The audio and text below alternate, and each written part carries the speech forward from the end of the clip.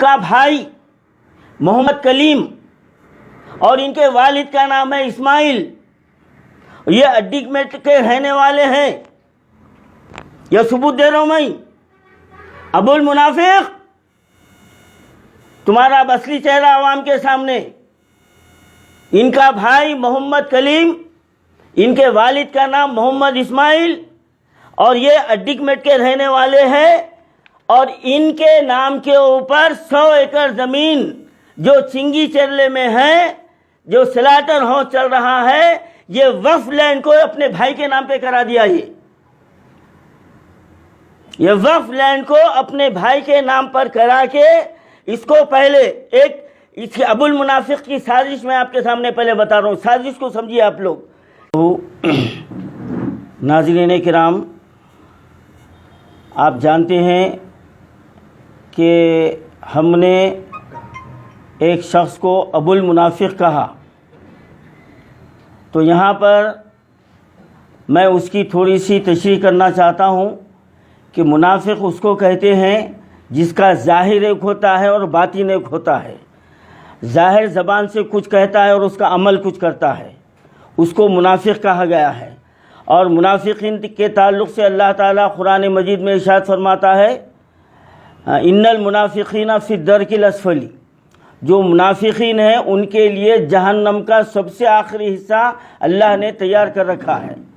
یہ منافق کی جو نا یہ پہچان ہے اور یہ شناخت ہے، اور میں صرف ایک مرتبہ میں اس شخص کا نام لوں گا پورے یہ اس بیان میں، اور پھر میں جہاں ابو المنافق کہوں گا آپ لوگ سمجھ جانا کہ یہ ابو المنافق ہے ہمارے وقف بورڈ کا چیئرمین محمد سلیم، اور یہ ابو المنافق یہ کہتا کچھ ہے اور کرتا کچھ ہے۔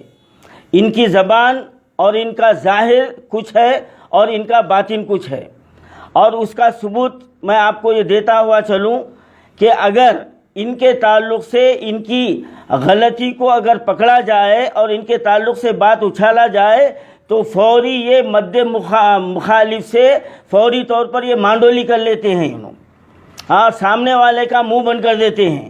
لوگوں کو خریدنا ان کا بائیں ہاتھ کا کھیل ہے، اور کئی ضمیر فروش جو نا ان کے ہاتھ پہ بک بھی چکے ہیں، کئی ضمیر فروش بک بھی چکے ہیں، اور چنانچہ وہ ان کے خلاف کوئی نیوز ڈالنا بھی جو نا پسند نہیں کر رہے ہیں، کیونکہ معاملہ صاف ہو گیا ہے۔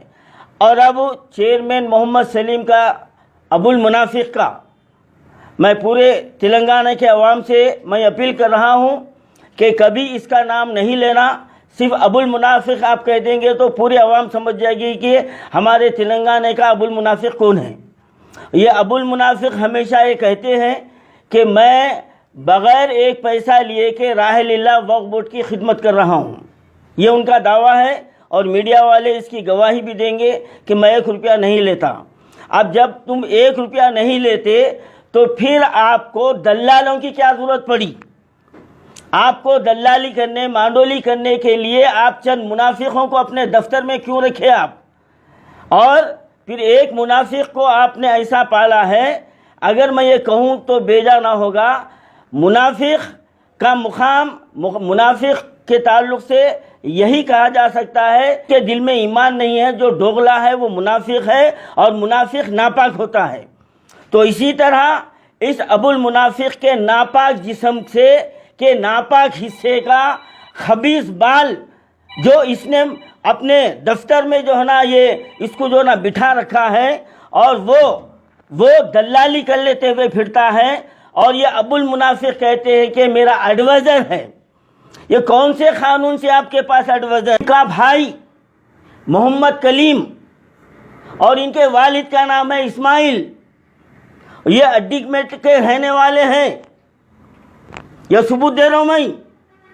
ابو المنافق تمہارا اصلی چہرہ عوام کے سامنے، ان کا بھائی محمد کلیم، ان کے والد کا نام محمد اسماعیل اور یہ اڈیکمیٹ کے رہنے والے ہیں، اور ان کے نام کے اوپر 100 ایکڑ زمین جو چنگی چرلے میں ہے، جو سلاٹر ہاؤس چل رہا ہے، یہ وقف لینڈ کو اپنے بھائی کے نام پہ کرا دیا۔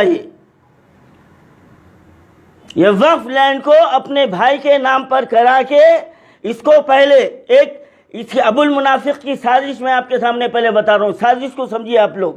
جیسا کہ آپ سے میں کہا کہ 1989 کی گزٹ ہے، یہ 1989 کی یہ گزٹ ہے. تو اس گزٹ میں یہ درگاہ کے تحت کی زمین کا ریکارڈ ہے. اور اس کے بعد میں 1995 میں اور ایک گزٹ تیار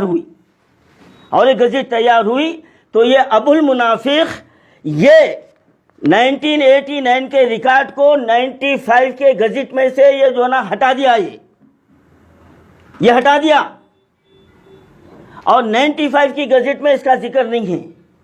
اور یہ گورنمنٹ لینڈ بتا کے اس میں سے 100 ایکڑ اپنے بھائی کے نام پہ کرا لیا ہے. یہ ابو المنافق جو یہ کہتے ہیں کہ میں ایک پیسہ نہیں لیتا. تو اب اس سلاٹر ہاؤس سے ماہانہ کروڑوں روپے یہ کما رہے ہیں، یہ کروڑوں روپے کما رہے ہیں. یہ ایک کیس نہیں ہے. اب 2572 ایکڑ زمین پہ بھی اسی طریقے سے قبضے ہوئے. اور یہ آپ کے سامنے بتا رہا ہوں، یہ پہلا جو ہے نا ایپیسوڈ ہے یہ. اب یہاں سے ہر 4 دن 5 دن کے بعد میں ایک ایک کاپی ایسی آتے جائیں گی اور ان کی اصلیت آپ کے سامنے آتے جائیں گی.